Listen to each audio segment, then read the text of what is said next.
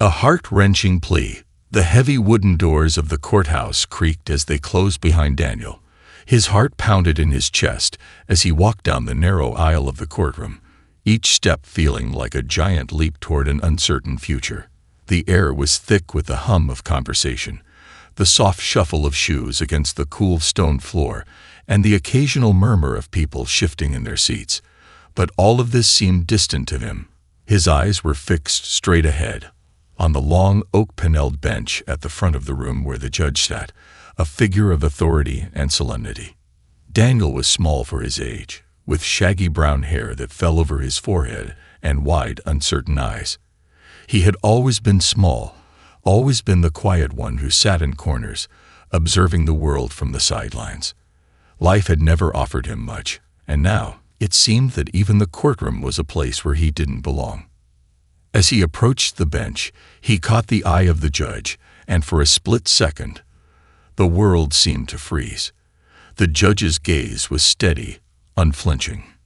Judge Thomas had seen many faces, many stories in his years on the bench, but there was something about this boy that struck him. There was a deep sadness in Daniel's eyes, but more than that, there was a flicker of hope. A hope that perhaps, just perhaps, this courtroom could offer him something more than just a verdict. The bench creaked under Daniel's slight weight as he sat down on the edge of it. His hands were trembling, his fingers tightly gripping the wooden arms of the bench as if it could somehow ground him. His stomach twisted in knots. He wasn't sure how long he had been sitting there, his gaze fixed on the polished surface of the floor beneath him, his mind drifting between memories of his parents, now gone, and the uncertainty of what the future held. For as long as Daniel could remember, he had lived a life filled with turmoil. His mother and father had been his world, but that world had come crashing down when they were killed in a car accident. Daniel had been in the backseat, and though he had survived, the aftermath of their deaths had left him numb, unable to comprehend the full weight of their absence. The courtroom was a reminder of everything he had lost. It was here that he had been forced to confront the reality of his situation, that he was alone. There was no one to speak for him, no family to hold him and tell him that everything would be okay. He was an orphan, a child without a future. The harsh reality of that truth hung in the air around him like a dark cloud. Court is now in session. The bailiff's voice rang out, sharp and clear, pulling Daniel from his thoughts. He glanced up, startled, and saw Mrs. Chen, the prosecutor, standing tall at the front of the room. Her voice, though calm and measured, carried a sense of urgency. Your Honor, the evidence will show that Michael Sullivan, on the night of March 15th, was driving under the influence of alcohol. His blood alcohol level was twice the legal limit when he crossed into oncoming traffic, resulting in the death of 2 innocent people, Daniel's parents. Daniel's hands clenched tighter around the bench, his nails digging into the wood. His stomach churned as his mind flashed back to that night, one that had forever altered the course of his life. He could still hear the screech of tires, the crushing impact of metal against metal, the sound of glass shattering in the darkness. He squeezed his eyes shut, trying to block out the memories, but they came rushing back in waves. The scene at the crash site was burned into his mind. The flashing lights of ambulances and police cars, the frantic voices of first responders, and the helplessness he had felt as they told him his parents were gone. As Mrs. Chen continued to speak, detailing the events of that night, Daniel could barely focus on her words. His mind kept drifting to the same painful question. Why did it have to be them? Why did his world have to be shattered? He risked a glance at the defense table.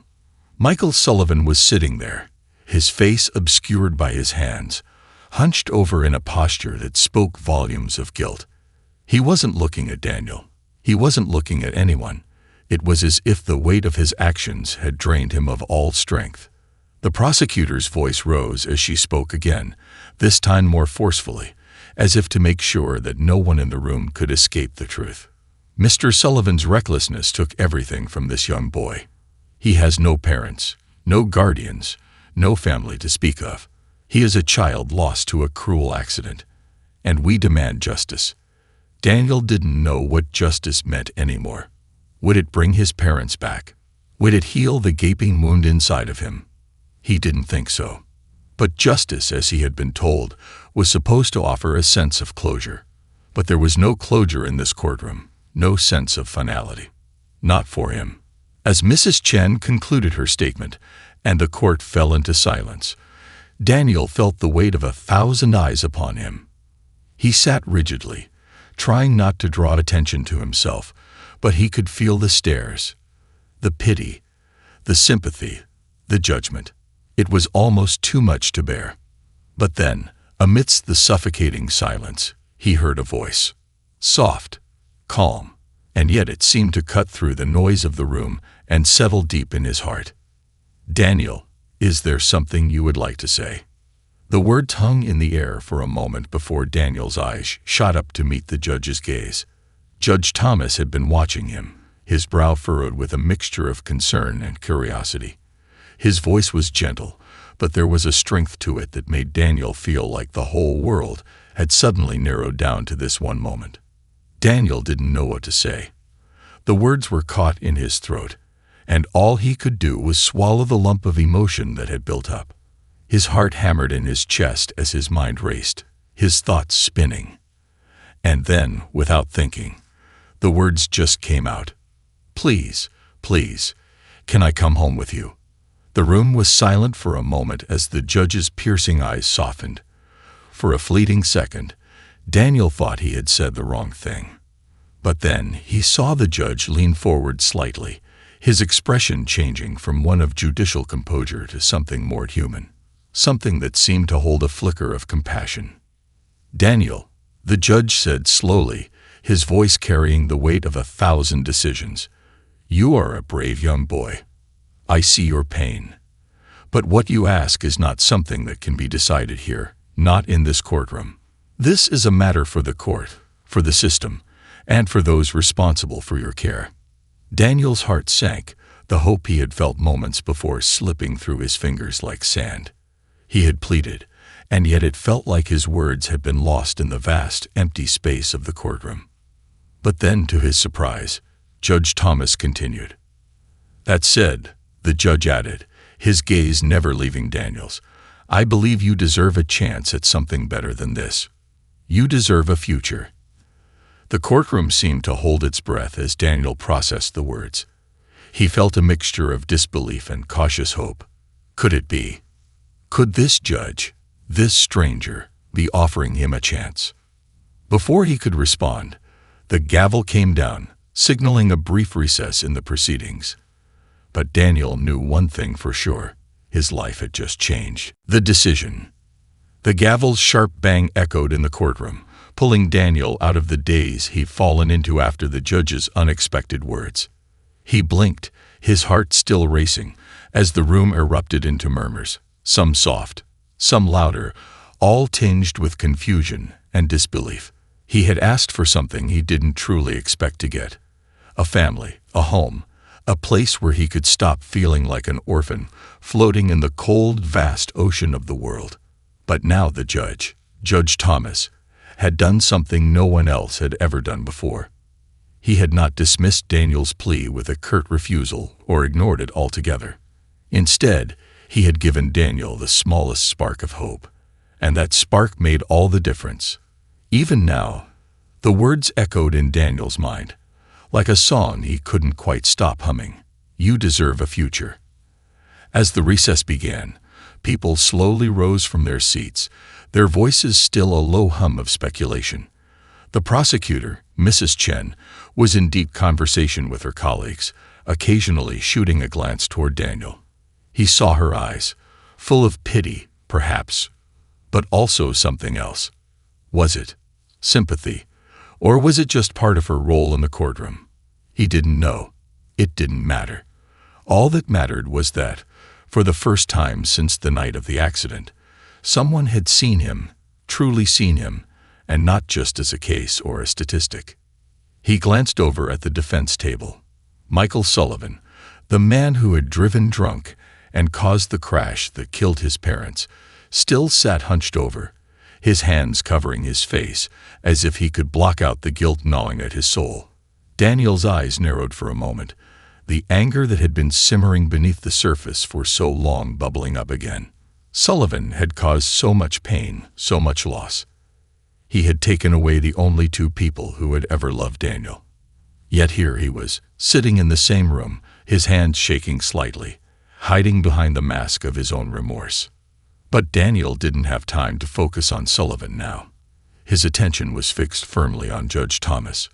The judge, though surrounded by the bustle of the courtroom, had not moved from his seat. He was flipping through papers on his desk, but his brow was furrowed, deep in thought. Daniel wondered if the judge had made a decision yet. Was this something the court would even allow? Could he, a child, be taken in by a judge who had only met him a few moments ago? The recess stretched on for what felt like hours. Time seemed to blur for Daniel. His eyes kept wandering back to the judge, who had not yet looked up. Daniel's mind was a whirlpool of confusion, hope, fear, and doubt. What if this was all just a dream? What if, when the court reconvened, everything returned to normal, and he was sent back to the foster system, shuffled from one home to the next, always wondering where he truly belonged? Daniel? The voice was soft but insistent, pulling him out of his reverie. He looked up to find a tall, stern woman standing before him. It took him a moment to recognize her. Mrs. Patel, one of the social workers who had been assigned to his case. She was in her mid-40s, with thick, dark hair pulled back into a bun, and her eyes were filled with the kind of compassion that had always felt so distant to Daniel. "Can I speak with you for a moment?" Mrs. Patel asked, her voice gentle but serious. Daniel nodded, his throat tight. He wasn't sure what to expect. The last time he had spoken to a social worker, it had been to discuss his foster care placements, and the conversation had left him feeling even more adrift. They had told him he would be placed in another home soon, that it would be temporary, just like all the others. They walked to a quieter corner of the courtroom, away from the hustle and bustle. Mrs. Patel's expression softened as she studied Daniel's face. "Are you all right?" she asked, her voice laced with genuine concern. Daniel nodded quickly, though his heart was still racing. "I think so." Mrs. Patel studied him for a moment, her eyes narrowing slightly. "You know, Daniel," she began slowly, "I've been working in this system for a long time, and I've seen many children go through unimaginable hardships. I've seen cases like yours, where the loss is so profound, it feels like it will swallow you whole." She paused, her gaze flicking over to where Judge Thomas sat. "But I've never seen anything like this before." What the judge said, "It's unexpected." Daniel blinked, unsure of what she meant. "Do you think it will happen?" he asked, his voice barely a whisper.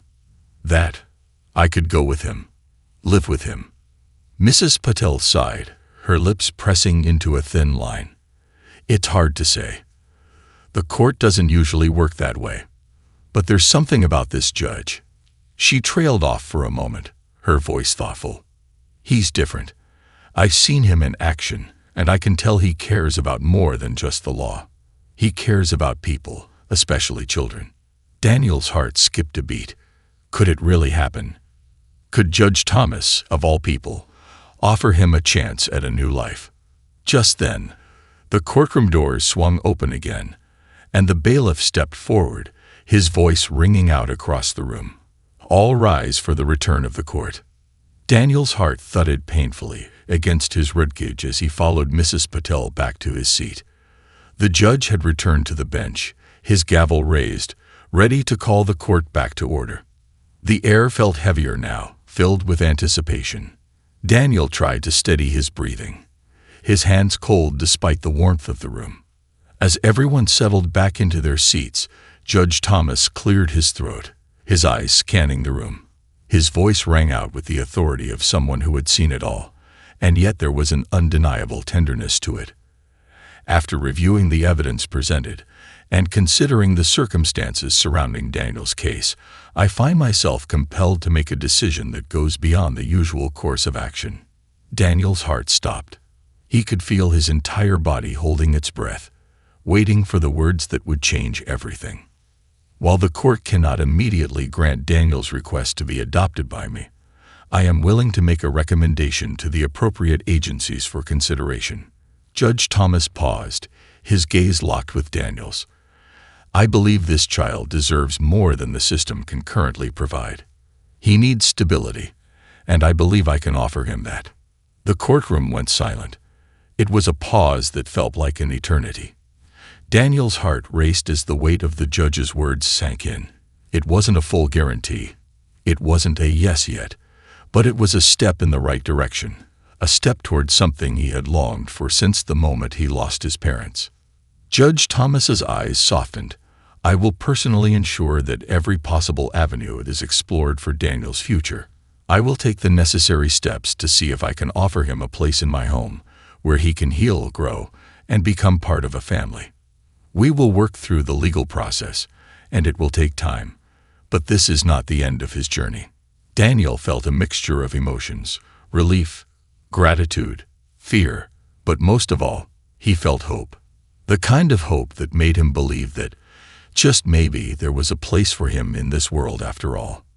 "Thank you," Daniel whispered, his voice trembling with emotion. Judge Thomas nodded, a quiet understanding passing between them. "You're welcome, Daniel," he said softly. "Now let's start your new chapter. A new path forward." The days that followed the courtroom decision blurred together for Daniel.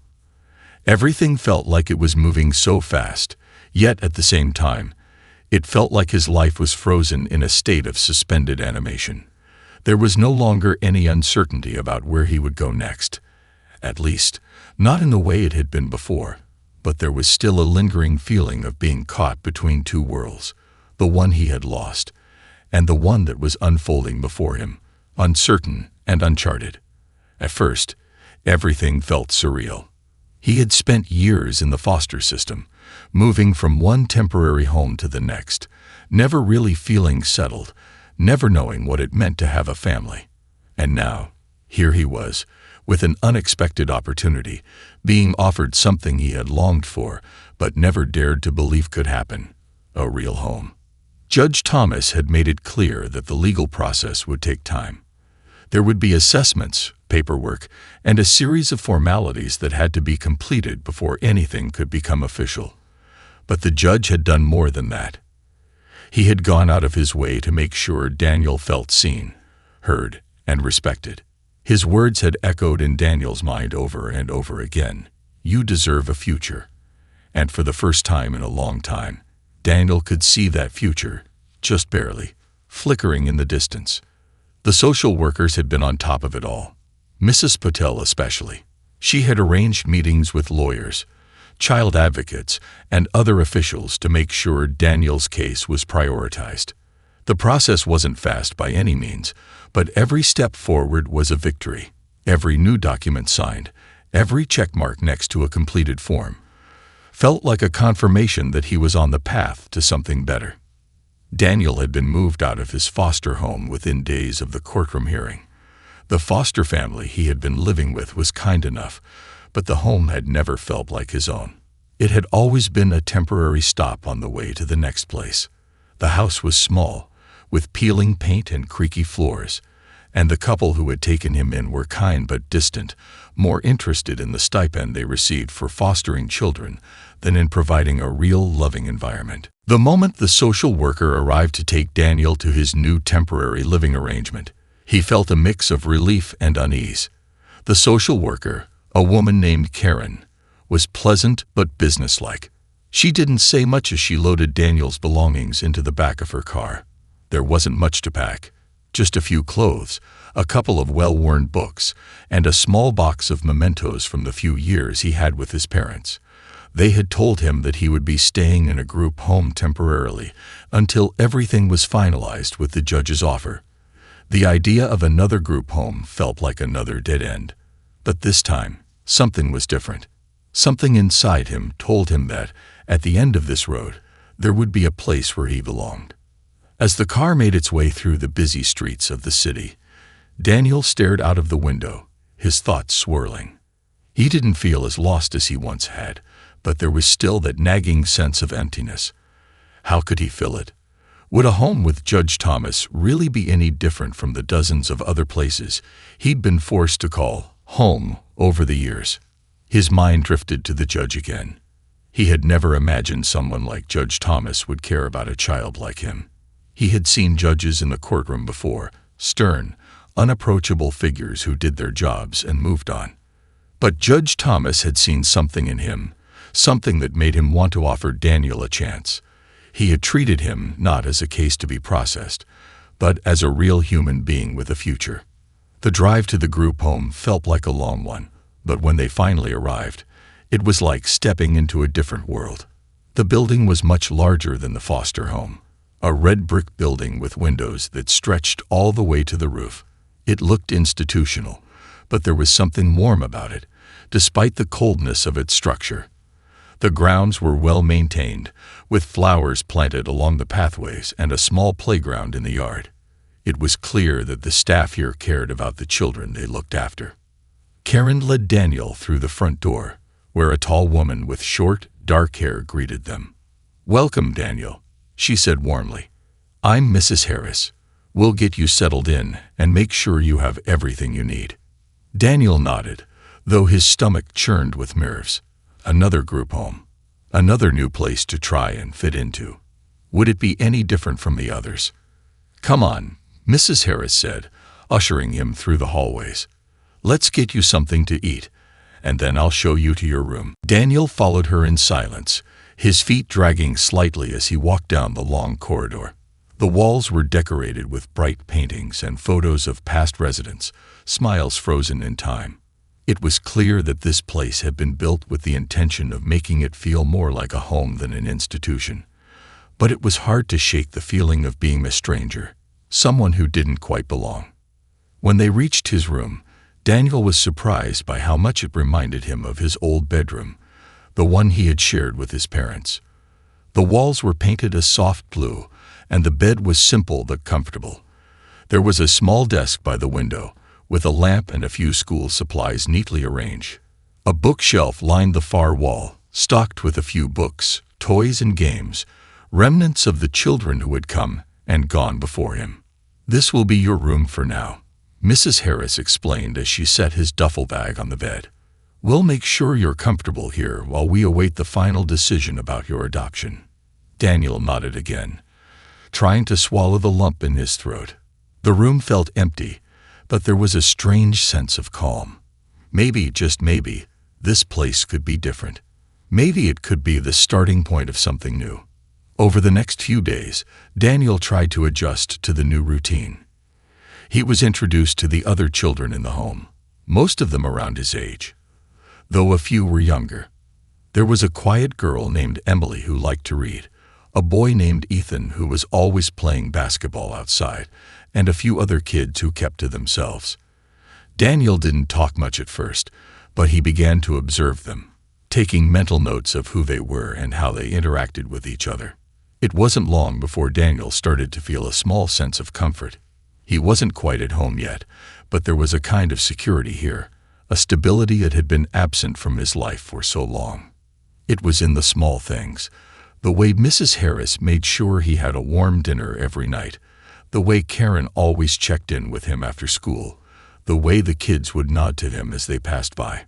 These small acts of kindness, these little moments of care, were the foundation of something he hadn't felt in a long time, a sense of belonging. But even with the newfound sense of security, Daniel couldn't stop thinking about Judge Thomas. Would he really take him in? Would he really be able to offer him a place in his home? The court system was slow, but he held on to the hope that this time there would be a happy ending for him. For the first time in years, Daniel allowed himself to dream of a future where he didn't have to keep moving from one place to the next, where he could have a home, not just a house, but a real loving home. And every day, that dream grew a little more possible. Unexpected turns. The weeks began to stretch into a routine, one that Daniel hadn't had the luxury of experiencing in a long time. In the group home, days blended together, each one feeling almost the same, but there was something different in the air. It wasn't the clatter of breakfast trays or the hum of the television in the common room. It was the hope that had started to unfurl deep within him. He could feel it, tugging gently at his heart, a quiet reassurance that maybe this time things would turn out differently. Daniel had learned to navigate the space between hope and fear, balancing his longing for a family with the ever-present caution that came with being let down time and time again. He didn't want to get his hopes up, not too high. But the more he thought about Judge Thomas, the more his heart seemed to whisper that this time things could be different. The judge hadn't given him false promises. He had simply given him a chance. And that chance, no matter how uncertain, felt like the most precious gift he had ever received. The routine of the group home wasn't much different from what Daniel had known before, but it had a structure that was oddly comforting. The children had regular meals, a designated time for schoolwork, and scheduled recreational activities. It was a place of order and consistency, things Daniel had craved for so long but had never truly known. Still, it wasn't home, not in the way he had always dreamed of. Mrs. Harris, the house manager, was kind but firm, running the house with a sense of responsibility that felt like a warm blanket. She had quickly noticed Daniel's quiet nature and had taken it upon herself to check in with him every evening, offering him little pieces of advice, even when he didn't ask for them. "You know, Daniel," she would say with a smile, "it's okay to talk to people. Sometimes sharing what's inside helps us understand ourselves better." But despite her gentle nudging, Daniel wasn't quite ready to open up yet. He didn't need anyone to feel sorry for him. He didn't need anyone to pity him, even if that was all he had ever received before. The first real sign that things were starting to change came on a chilly Thursday morning, when Daniel was called into the office. His heart skipped a beat as he followed Mrs. Harris down the hallway, the sound of their footsteps echoing in the otherwise silent house. Had something gone wrong with the paperwork? Was the judge having second thoughts? His thoughts were racing, and by the time they reached the office, Daniel's palms were sweaty, and his breath came in quick, shallow bursts. Inside, Karen, the social worker, was sitting at the desk, flipping through a thick folder. She smiled when she saw him, but her eyes were serious. "Daniel, come on in," she said, motioning for him to take a seat. Daniel sat, his hands folded tightly in his lap. He swallowed nervously. "What's going on?" he asked, his voice barely above a whisper. Karen glanced at Mrs. Harris, who gave a small nod of encouragement. Then she turned back to Daniel, her gaze softening. "We've received some updates about your case." Daniel's heart skipped. Could this be it? Was this the moment? Karen leaned forward slightly. "Judge Thomas has made a formal request to meet with you," she said, her voice warm but professional. "He's asked for a private meeting, Daniel. He wants to get to know you better."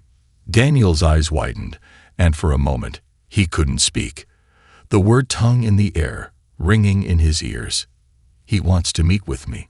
His pulse quickened, his breath coming faster as the weight of the word sank in. This wasn't just a formality anymore. This was real.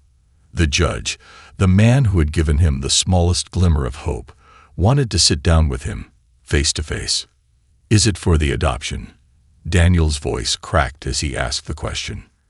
Karen nodded, her smile genuine but cautious. "It's a step in that direction. But there's still a lot that needs to be discussed.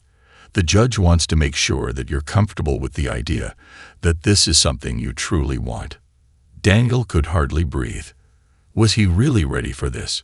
Could he truly believe that a judge, a stranger in many ways, could offer him the life he had dreamed of? It felt too much like a dream. But the truth was, he had nothing to lose. All he had ever wanted was a chance to belong, to feel loved, to be cared for. And Judge Thomas was offering him that chance. The meeting was scheduled for the following Tuesday. Daniel spent the next few days in a daze, hardly able to concentrate on anything. Every moment felt like it carried the weight of a lifetime, each second leading him closer to the meeting that could change everything. The night before the meeting, Daniel sat by his window, staring out at the city lights twinkling below. His thoughts raced through 1,000 possibilities. What if Judge Thomas didn't like him?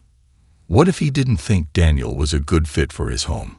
What if this was just another disappointment, another false hope to crush him all over again? But then he remembered the way Judge Thomas had looked at him that day in court, his eyes filled with compassion. The judge hadn't just seen a child in need. He had seen Daniel, the person. He had believed in him, the heart of belonging. The days following Daniel's meeting with Judge Thomas felt like a strange blend of anticipation and calm. There was no rush to finalize the adoption, no overwhelming sense of urgency, but there was an undeniable shift in the air. Daniel could feel it in the way he woke up in the morning, in the quiet confidence that now accompanied him throughout his day. There was still a long road ahead, but for the first time in years, it didn't feel like an endless path. It felt like a journey with a destination, one that might just be real this time.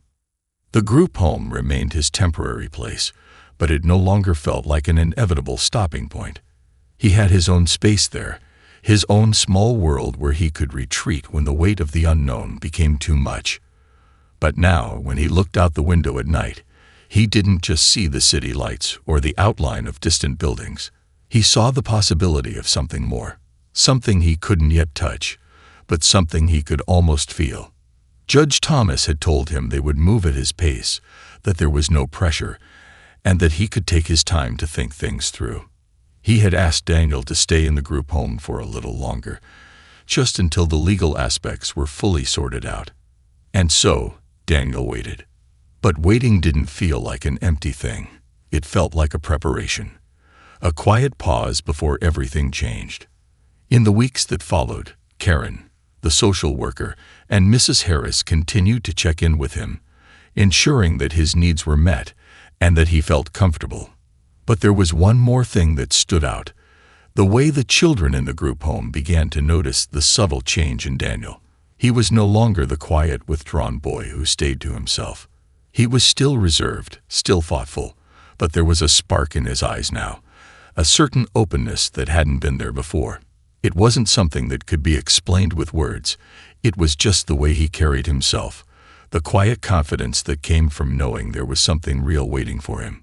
One day, while Daniel was sitting in the common room, reading the book he had borrowed from the small library, Ethan, the boy who was always playing basketball outside, came over and sat down beside him.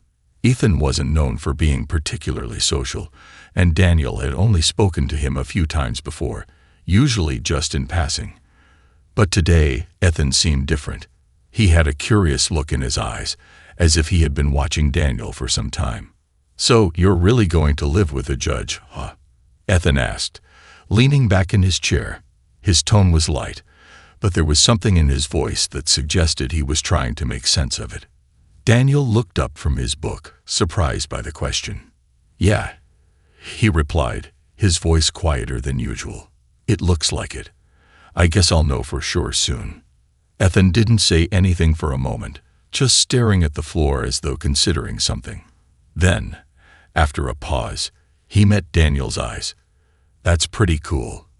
I mean, not everyone gets that kind of chance, right? To have someone want you that much." Daniel nodded slowly, feeling the weight of Ethan's words. It was true. It wasn't something he had taken lightly, even though it still felt unreal. But hearing someone else acknowledge the significance of it made him feel validated, like maybe, just maybe, he was worthy of this chance. He wasn't just a foster kid anymore. He was Daniel, a boy with a future, one that had the potential to be brighter than anything he had ever known. "Yeah, it is," Daniel said quietly. I'm just trying to figure it out." Ethan smiled, a small, knowing smile that didn't need to say more. "I get it. But hey, if you do go, you should know, you're gonna be all right. I can tell." Daniel didn't know how to respond to that. Instead, he just nodded, his heart swelling with a feeling he hadn't expected: appreciation. The group home wasn't perfect, but in that moment, surrounded by the kids who had shared pieces of their lives with him, Daniel felt something close to acceptance. Maybe this wasn't just a pit stop before a new life. It was a part of his journey too. A reminder that no matter how uncertain the future might seem, he wasn't truly alone. The next few days were filled with a mix of paperwork, meetings, and quiet moments of reflection. Daniel didn't speak much about the potential adoption, but in the stillness of his room at night, when the lights were dim and the sounds of the other children had quieted, he let himself dream. He imagined what life would be like with Judge Thomas, what it would feel like to finally have a home, a real place to belong. He thought about the possibilities, the simple things, sitting around the dinner table, talking about his day, having a room that was truly his, with his own things, waking up in the morning to a house filled with warmth and love. It wasn't that Daniel had never imagined a family before. He had. When he was younger, he had dreamt of his parents' faces, of the life they might have shared, of the things they would have done together. But after their tragic passing, those dreams had turned into something else, something darker. He had learned to survive, not to dream. To cope, not to hope. But now, the idea of a family no longer felt like an impossibility. It felt like a vision slowly coming into focus. It wasn't long before Daniel received the call that would change everything. It came one afternoon, while he was sitting in the quiet corner of the common room, looking through a magazine. His phone buzzed, the screen lighting up with Karen's name. "Hey, Daniel." Karen's voice was warm, almost too upbeat. "Are you sitting down?" Daniel's heart raced. "Yeah, I'm sitting. What's going on?" "I got some good news for you," Karen said, her voice almost musical with excitement. "Judge Thomas has officially asked for the adoption to proceed. The paperwork is all finalized. He's ready for you to move in whenever you're ready." Daniel's heart leaped in his chest. It was real. It was happening. For a moment, he couldn't find the words. He had imagined this moment, dreamed about it, but hearing the certainty in Karen's voice, made it feel as though he had stepped into a new world entirely. I can come live with him?" Daniel asked, his voice trembling with disbelief. Karen laughed softly, a sound that felt like pure joy. "Yes, Daniel, you've got a family waiting for you. A real one." The days that followed were a whirlwind. The staff at the group home worked with Daniel to help him prepare for his transition. His belongings were packed into boxes, his room emptied, and for the first time, he felt like he was leaving something behind, not in sadness, but with a sense of accomplishment. He wasn't being cast aside. He was moving forward, toward something new, toward the future that had seemed so out of reach. On the day of his departure, Mrs. Harris pulled him aside. "Daniel," she said, her voice unusually soft, "I know you've had a lot of ups and downs, and I want you to know that you're going to be just fine. Judge Thomas is a good man, and you've got a bright future ahead of you." "Thank you," Daniel said, his voice thick with emotion, "for everything." Mrs. Harris gave him a warm smile and a firm hug. "Good luck, Daniel. You've earned this." The drive to Judge Thomas's house was silent at first, but as they neared the home, Daniel could feel the weight of the moment settling in. The house was a beautiful, large white building with ivy crawling up the sides and a front porch where a swing hung lazily in the breeze. It was the kind of house that felt like it had history, like it had been waiting for someone to fill it with life. Judge Thomas was waiting at the door when they arrived, a welcoming smile on his face. "Daniel," he said, stepping forward to greet him, "I'm so glad you're here." Daniel's heart swelled. He wasn't sure how to put it into words, but in that moment, standing in front of the home that would become his, he knew this was it. He was home. A new beginning. The door to Judge Thomas's house closed behind Daniel with a soft click, and for the first time in his life, it didn't sound like an ending. It felt like a beginning, a chance to rewrite the narrative of his life. He stood there for a moment, his shoes on the welcome mat, taking in the home that would be his. The air inside was warm and comforting, with the faint scent of fresh linen and wood. Soft lighting illuminated the hallway, casting a peaceful glow that made everything feel right. It was a feeling he had only dreamed of, a place where he could be truly himself, without fear of being forgotten or cast aside. Judge Thomas stood beside him, his expression both kind and reassuring. "Welcome home, Daniel," he said, his voice steady but filled with a warmth that sent a rush of emotions through Daniel's chest. Daniel didn't know what to say. He had imagined this moment 1,000 times. Yet now that it was real, words felt insufficient. Instead, he simply nodded, his throat tight with emotions he hadn't allowed himself to feel in years. Behind them, the door opened, and a voice called out from the hallway. "Is that our new kid?" The voice was playful but friendly, and when Daniel turned to see the source, he saw a teenage girl standing there, holding a mug of what appeared to be tea. "This is my daughter, Emily," Judge Thomas said, smiling. "Emily, this is Daniel." Emily looked at him with a soft smile and took a step closer. "Hi, Daniel. I'm really glad to meet you." Daniel felt a small lump form in his throat as he offered a tentative smile in return. "Hi," he said quietly. He didn't know how to navigate this feeling, being greeted with such openness. He had never been on the receiving end of this kind of kindness before. It was foreign, but not unwelcome. "Come on in," Emily said, stepping aside. "I was just making tea. Would you like some?" Daniel hesitated. He wasn't sure what the appropriate response was. He had lived in places where hospitality wasn't something offered freely. It was often just a formality. But here, there was no distance. There was no judgment in the invitation. "I guess some tea would be nice," Daniel replied, his voice quiet but genuine. Judge Thomas gave him an encouraging nod, and together they followed Emily into the kitchen, where a kettle hummed gently on the stove. The kitchen was warm and inviting, the wooden cabinets polished, and the countertops neatly arranged. There was a feeling of order here, of a place that was cared for, a space that belonged to someone who valued what they had. As Emily poured the tea, she turned to Daniel. "So, how was the drive over?" "It's not far from the group home, but I know those rides can feel long." Daniel, still adjusting to the ease of the conversation, took a deep breath and responded. "It was good. Kind of surreal, though. Like I'd dreamed of something like this. But I never really thought it would happen." Emily smiled knowingly. "Yeah, I get that. But now that you're here, we're going to make sure you're comfortable. We're family here. No one's going anywhere." The simplicity of her words hit Daniel like a wave. Family. It was a word he had rarely heard without it being followed by something that sounded like a goodbye.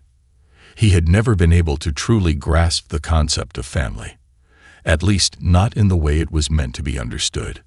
But now, here in this kitchen, with Emily's easy warmth and Judge Thomas's quiet presence, it was beginning to feel more like a promise than a fantasy.